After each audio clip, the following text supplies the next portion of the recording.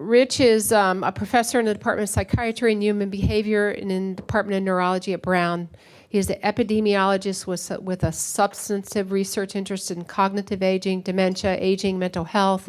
He conducts research in delirium, dementia, cognitive aging, and I know he's like become one of the go-to guys for brain reserve and for measurement theory, and for I've like many times asked him for papers as I'm thinking about measurement. His main research is directed at the application of psychometric and latent variable models such as item response theory and structural equation models in cognitive reserve, cognitive aging, and dementia. He's also director of the Quantitative Science Core at Brown, serving psychiatry and human behavior neurology in the VA Center of Excellence for Neurorestoration and Neurotechnology, and senior associate editor for Alzheimer's and Dementia Diagnosis and Disease Monitoring and others. And again, we're very honored and lucky to have one of the world's experts on measurement and cognitive reserve here to speak with us. Thanks, Rich. Thank you, Donna. I will talk to you nothing about measurement and cognitive reserve. Instead, I'm going to talk about methodological and statistical issues and research proposals. We're going to do this talk in two parts. In part one, I'm going to talk about pilot studies and feasibility studies.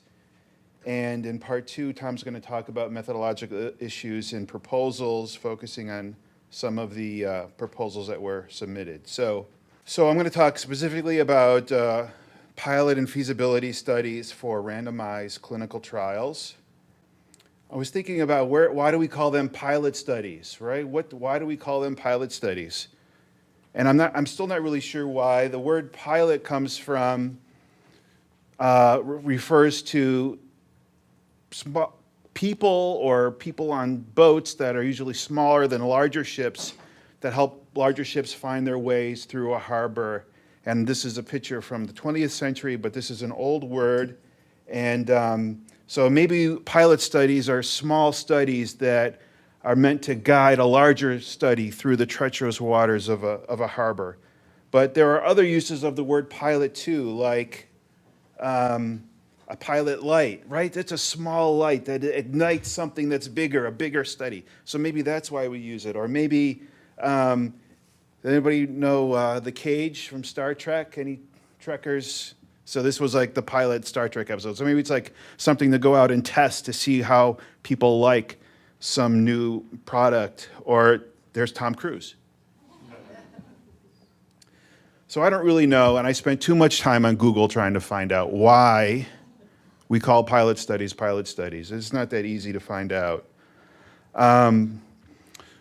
So let's just get right into it then and not worry about where words come from, because my hour talk is now 40 minutes, right? So I can talk more about Tom Cruise, or we can get into pilot studies. So this is about designing pilot studies for an RCT, as if you were going to write this for a K or an R03, maybe an R21, or for foundation funding. It's not really about doing pilots that you might do in the context of developing a larger study like a major research grant, where you want to pilot.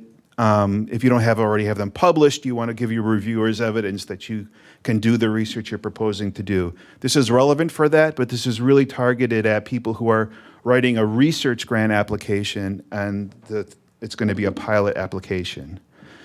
So as you're planning out your pilot, the strategy is to not start by thinking about the pilot, but thinking about the study you want to do that's going to establish you in your career, the definitive R01 you want to do.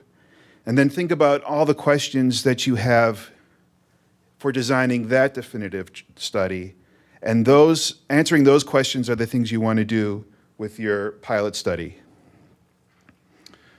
So a pilot study is a small-scale study or experiment intended to inform the design of a larger definitive study. It typically focuses on specific aspects of the research related to the methodology, choice of measurements, suitability of the environment, participant availability, and resource allocations. It's important to remember what a pilot study is not. A pilot study is not a little version of a definitive study. It's not what you call a study that you design that looks just like the definitive R01, but you just don't recruit as many people because the pilot study budget is smaller. It's not intended to develop a target effect size through an efficacy analysis, although there are ways we can use pilot studies to help inform what the effect size should be in the larger study. And it's not a label applied post hoc to a study that you did that didn't achieve statistical significance, okay? You all know that, right? I know you know that, but people do it anyways. So what's the purpose of a pilot study? It's to provide preliminary information about the feasibility of doing a definitive study or trial. Are the participants you'd like to recruit really available?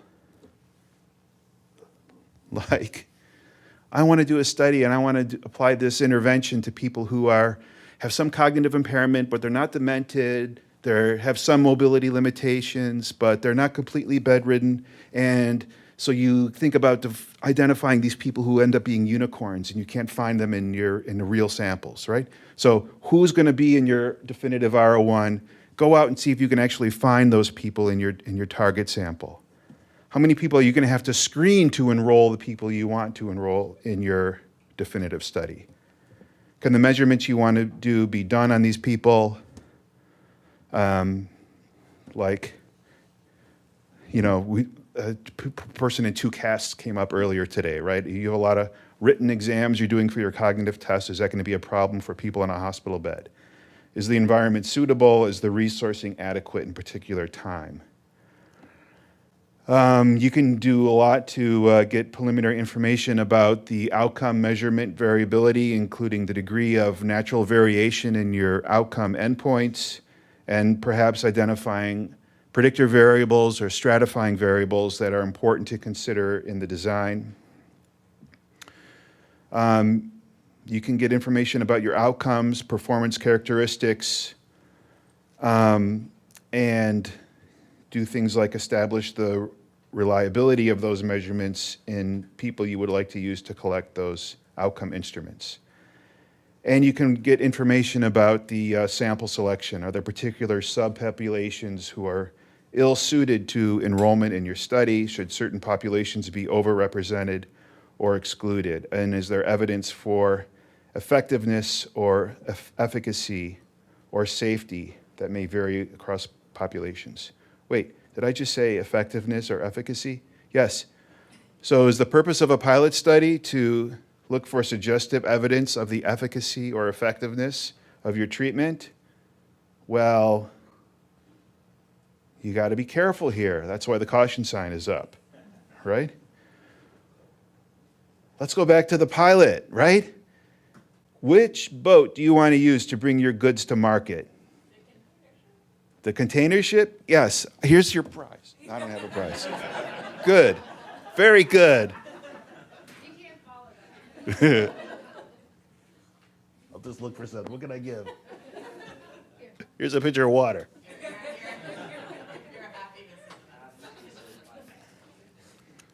Okay, there's a lot of text here, so I'll slow down. But you don't need to read the text.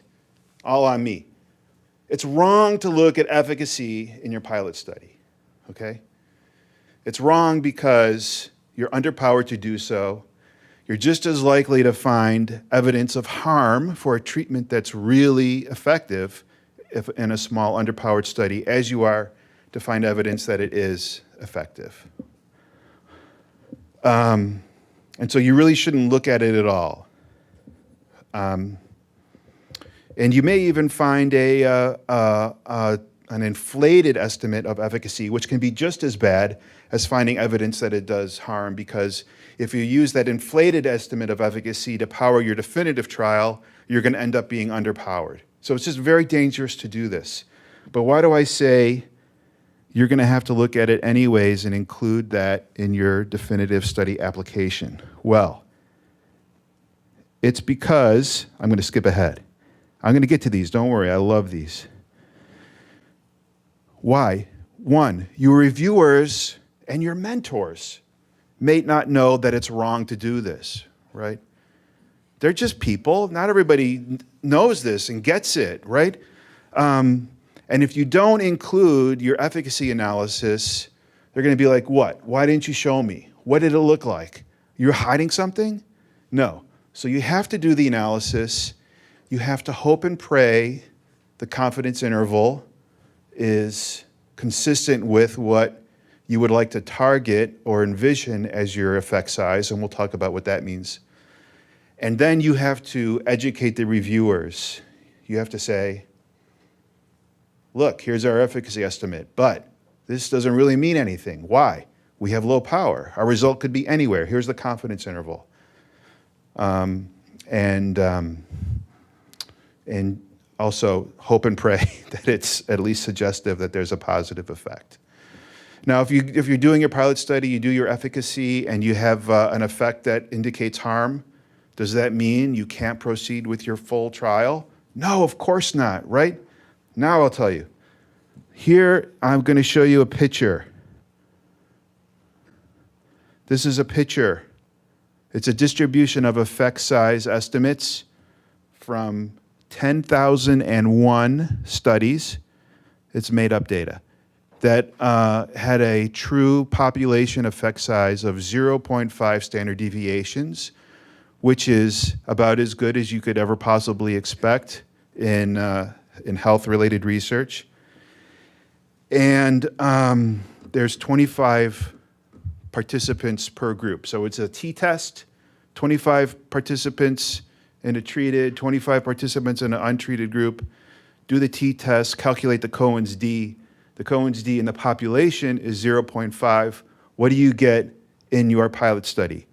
Well, the distribution shows you could get a result all the way from negative 0.5 to over positive 1.5 if you repeated this study 10,001 times.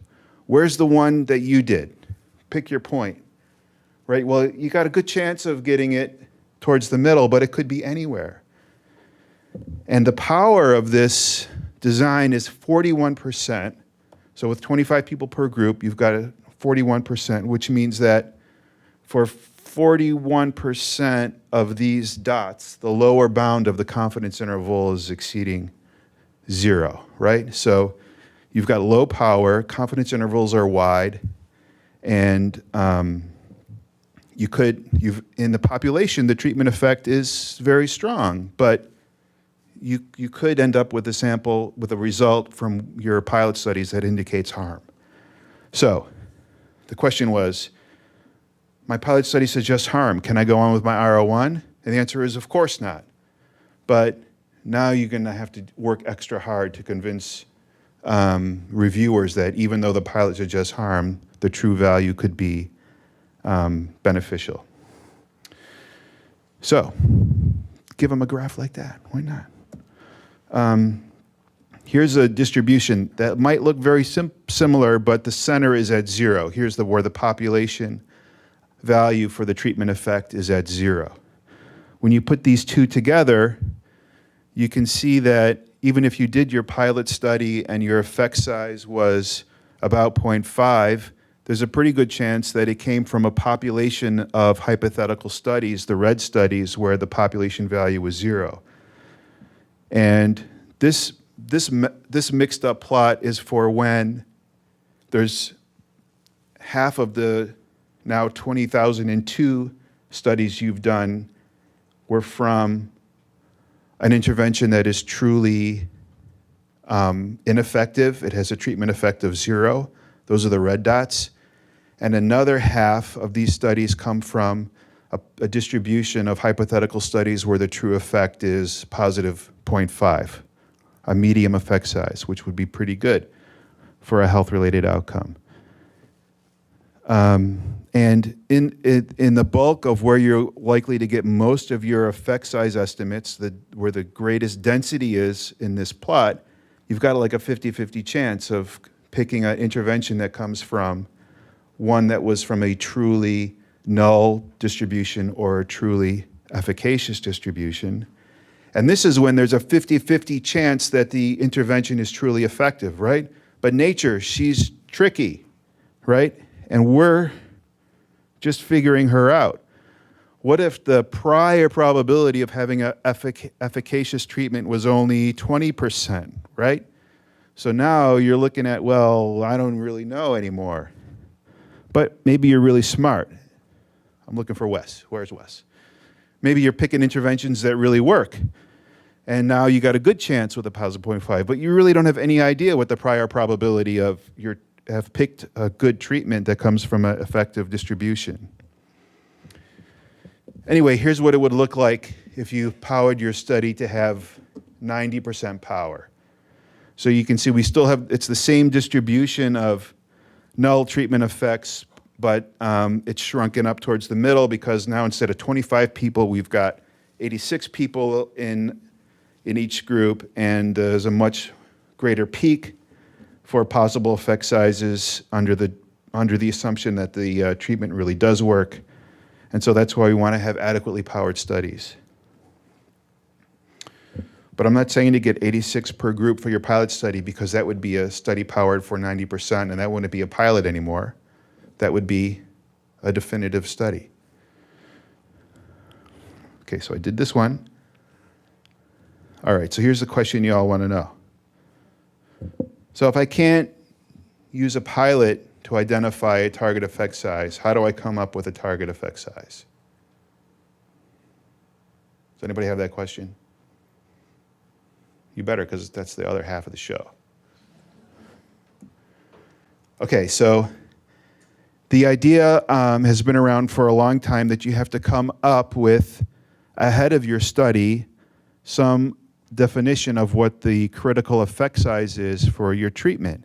And Wes gave an example yesterday where he just decided that the effect size that he wanted to detect was a 10% reduction in delirium risk. And that's a really great way to define what a critical effect size needs to be. It's you rely on expert judgment, and you talk to smart people in the field, and they tell you, well, if you don't come up with 10% reduction, no one's going to care. That's great. That's your effect size for your power calculation for your definitive R01. But there are other ways to do this, and some people call these concepts words like minimally clinically important difference or minimal clinically important change. Sometimes we drop off the clinically, and so it's just minimal important difference or minimal importance change. And there are analogous terms used in other fields. So the MCID or the MID is a term that's become popular in health services research and driven a lot by researchers in rheumatology. But in psychology, there's a related concept that's known as reliable change. And in epidemiology and public health, we talk about things like number needed to treat. And Doug told us about cost of benefit, cost effectiveness, and cost utility values as well. So what are these things asking? What are these things defining? So the MCID is telling us how much difference we have to observe to conclude that the difference is equal to or greater than some threshold determined to be clinically or practically significant. So you can come up with MCIDs using an expert method. What we asked Wes, what should we get? There are research designs you can use that involve interviews with patients and clinicians, and you ask the patient, so you've changed from this state to that state. Do you feel any better? And you collect a lot of ratings of how patients rate their sense of improvement, and you can relate those values back to values you observe on changes on your outcome measures, and that becomes a way of defining what is a typical change on the outcome measure that's related to change and patient rating of real change on the outcome. And that's a perfectly good way of doing your MCID definition. There are other ways to define MCID that involve just looking at what the standard deviation is on an outcome measure. And that gets us closer to what the psychologists have defined as the reliable change index. So the reliable change index is asking a slightly different question. It's how much difference must we observe in order to conclude that the observed difference is greater than what we would expect it due to measurement error and other measurement artifacts like practice and retest effects that came up earlier. And so there's a little bit of overlap between the MCID when it's defined using distributional approaches and the reliable change index as used in psychology. And one issue with both of these methods is, well, the MCID, if you're doing an anchor-based approach, which involves using an external measure to define what is an important change for a patient, I'm wondering, why don't we just use that anchor-based method as the outcome in my study? Why am I using this other measure? Because then why don't I just ask patients if they feel better and let that be the outcome? If it's a distribution-based approach, we have this issue of using between persons data to make assumptions about within persons change. And sometimes, as you know, public health interventions can have small effect sizes when you look at as the group effect, but it can make a really big difference for the people who are benefiting, and it can make a really big public health impact if the health condition is expensive. So now let's look at what public health and epidemiology gives us. So one is like the prevented fraction, which is like the inverse of the attributable risk. How much of the disease can I prevent by doing the treatment? And we can actually use some cost benefit or cost effectiveness tools to try to come up with what's the smallest effect size I need given how much my treatment costs to fall under the cost benefit ceiling ratio that Doug told us about yesterday. And I actually found a reference that did it. I asked Doug yesterday, and so now you can get the reference. So you want to read more about these methods. Here are 3 references. The first one from Engel is from 2018. I wanted to get a really current reference for that because the language and the techniques change a lot in that field for MCID definition.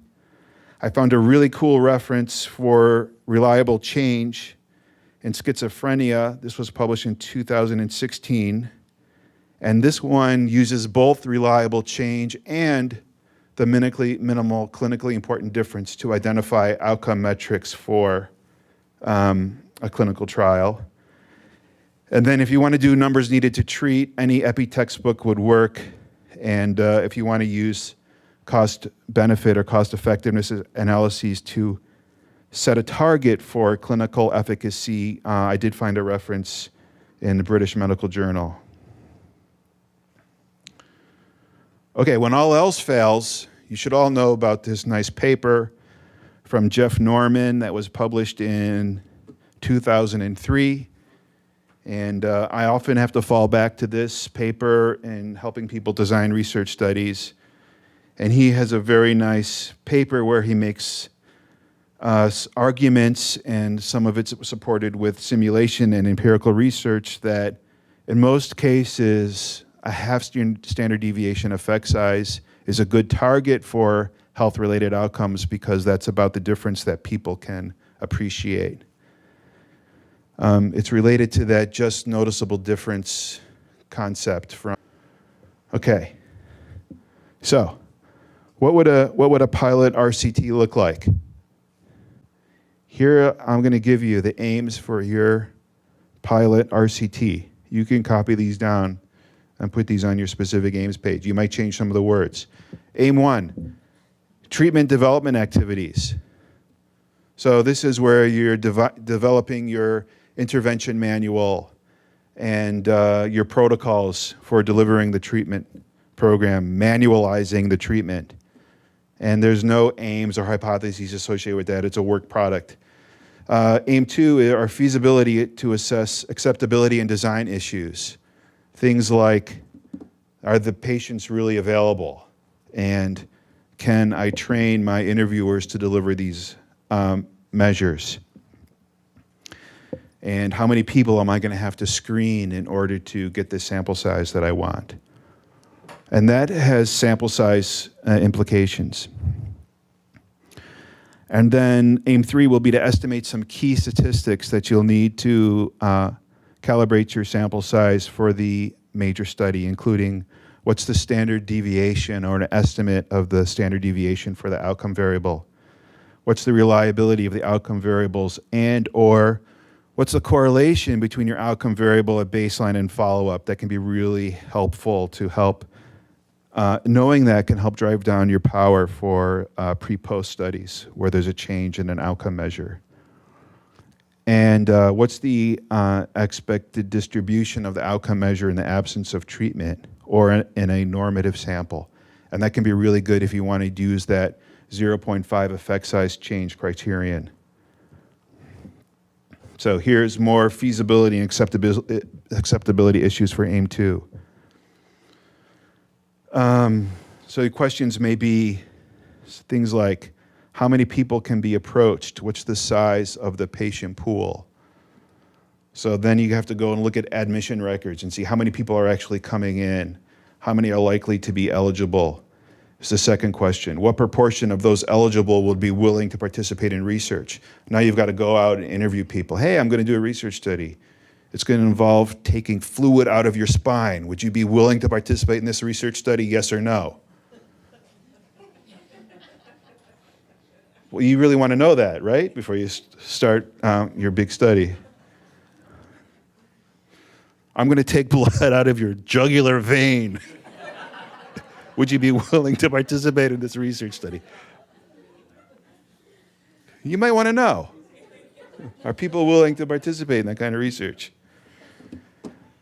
And then what proportion of those people randomized to treatment will actually comply with treatment? Oh, you mean this spine? Oh. Okay, no. You want to know that too. And what proportion of the people who enroll will complete follow-up, right? They'll be running away from you, right? So you can't catch me. Okay, so then you want to know, well, how large does my pilot have to be? So the right answer is you have to be clear about your questions. The answer is going to be framed in terms of how precise do you want to know these things rather than hypothesis testing. And the third point is consider work with an expert statistician or methodologist to get an answer because it's nuanced. And it's actually much harder to do a power calculation for these, for things that aren't strict hypothesis testing situations. And so I wouldn't recommend embarking upon it on your own. Get some professional help. While you're waiting for the statistician's answer, plan on 25 per treatment arm for budgeting your pilot. I think 25 is probably a good number, but you want to have a serious number. Here are some screenshots from my phone, not really, of a conversation I had with an investigator. They said, how large of a sample do I need to estimate percent within plus or minus 5%? So I say, well, what proportion do you expect the proportion to be? Say 75%. So then I say, how confident do you want to be in obtaining a margin of error of plus or minus 5%? To which they say, question mark, question mark, question mark, confused face emoji.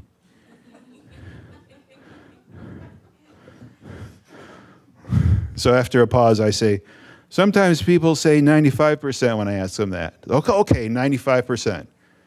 But I think people really mean 80%. Okay, 80%. Or even one-sided 80%, which is two-sided 60%. To which I get question mark, oh no question marks. Just angry, confused emoji.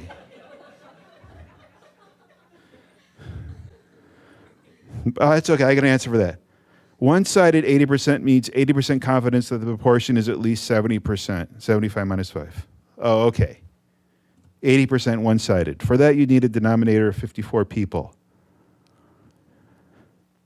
And then they're thinking to themselves, I know what they're thinking because I wrote it, but I know they're thinking, well, 80%, that's kind of low, right? I'm worried that's not going to be high enough. So what about 95% two-sided? Well, that you need 289 people as the denominator for that proportion. Okay. Right? Maybe 80% one side, it's okay. It is a pilot study. But we got to be careful there, though, because just like getting an effect size estimate that's too high can be dangerous, getting a bad estimate of what the proportion is who are going to be eligible or are going to be willing to have a needle stuck in their spine or jugular vein can be very damaging for your full study. So you do want to make your pilots as large as they can be to get as accurate estimates as you need for these parameters without busting the bank and without doing a definitive study. So then this conversation went on, by the way. Do you have a calculation for this? Do you have a citation for this calculation? To which I said, it's pretty basic. It's just the equation for a confidence interval on a proportion. And I nicely provided it for anybody who wants it. Rearrange to solve for the smallest n where the margin of error is less than 5.05. To which they say, please? And this goes on. I also checked my calculation with a Monte Carlo simulation. 54 is right. Remember the question, right? Wonderful. Have a nice trip to Monaco. Can I please have a citation for your calculation? So I finally gave it to him. And look, smiley face emoji. Everybody's happy. So let's end up with your assigned reading before you embark upon your design of your pilot study. Everybody should know about Leon, Davis, and Kramer, 2011, which is the role and interpretation of pilot studies in clinical research. This is a really nice paper written for applied researchers and probably says everything I said up here already. I probably plagiarized without knowing it. That's because I learned it, right? I learned it. A more technical paper is one by Kramer and others, published in 2006, Caution regarding the use of pilot studies to guide power calculations and study proposals. That's the one that says, don't use pilot studies to power your full study. And don't make a decision as to whether or not you should proceed with intervention on the basis of a pilot study. And because both of those papers and the real motivator or the real driver behind those papers is Helena Kramer, this information is widely known in psychiatry. It's less widely known outside of psychiatry. And that's why, as you're writing your pilot study, you have to know this stuff because you're going to have to teach your mentor and you're going to have to teach your reviewers this information in order for them to evaluate your proposal. And remember what Lucy said, right? She said, tell your reviewers what they need to know to favorably review your proposal. Tell them why what you're doing is an important and relevant pilot study. Don't just give them a pilot study and expect them to know, oh, this is great. They're doing all these things that are important. You have to tell them, we're doing these things and they're important because blah, blah, blah. Okay, what else is here? So those are bolded for a reason. They're really important. What else do I want to point out? The Orsmond paper, 2015, I just learned about this week. It's from an occupational health journal, but it's got really nice lists of questions you can ask in a pilot or feasibility studies. So I'm going to stop and ask for questions. And I got us back on time, I would just like to say.